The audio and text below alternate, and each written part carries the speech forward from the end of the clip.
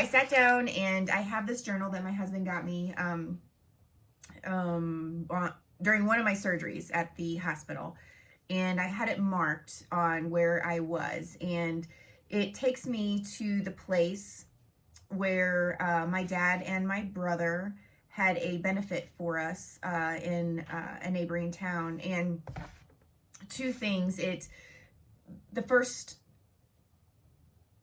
The first thing that happened to me was, one, it was the very first time that I had been out of our house that was not for a doctor's appointment or a surgery. We were going to the benefit, and it was the first time that I had been out of our house when it was dark, which is when our car crash happened. And it was also the first time that I had my very first flashback of the crash.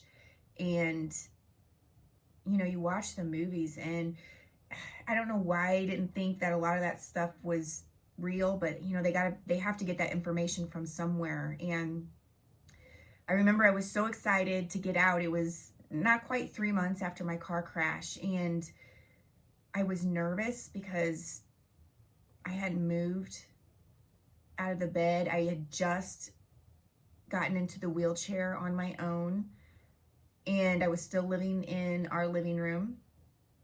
And I was nervous about everyone seeing me in a wheelchair because I felt weak.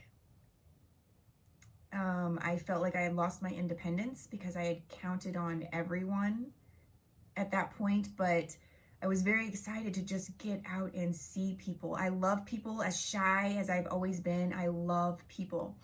And we had all 4 of the kids with us to go to the benefit. And it's the first time that I rode up front in our truck. All the other times to all my doctor's appointments, I rode in the back seat where I could keep my legs elevated, because at that point, just having them hang at any amount of time was horrid. Extreme edema and pain. And I sat up front. It was dark. And we start going the exact route that we took the night of our car crash. And I thought, I hope and pray that when my husband gets to the point where he can either continue going straight exactly through where our car crash happened, or he can turn left and hit the interstate, that he chooses to turn left. Because I had not thought about traveling this path, and I was not ready. I was not ready with all 4 of the kids in the car.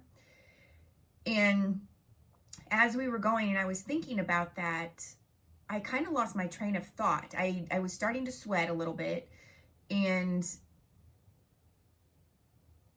all of a sudden, I was back exactly at that moment in time. And I saw 2 enormous headlights, these white lights coming at us. And in reality, it was just another car coming towards us. But in my reality, at that moment in time, that truck was barreling towards us and was going to end our lives. And right at the moment that that vehicle was going to hit us, I turned my head and I whipped it to the right, and it's like I woke up. I woke up from that daydream, and I realized that I was here and I wasn't back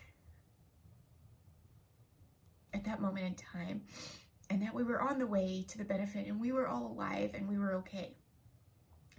And at that exact second, my husband turned on his blinker and made a left to go onto the interstate.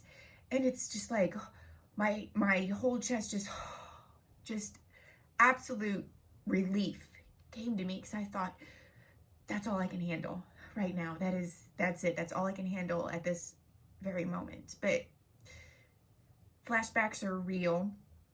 It's one of three, or maybe just one of two that I actually had as a flashback while I was driving. But yeah, the movies, they get that stuff from somewhere. I'm gonna have to go find a Kleenex. My very first story, and already I'm here crying.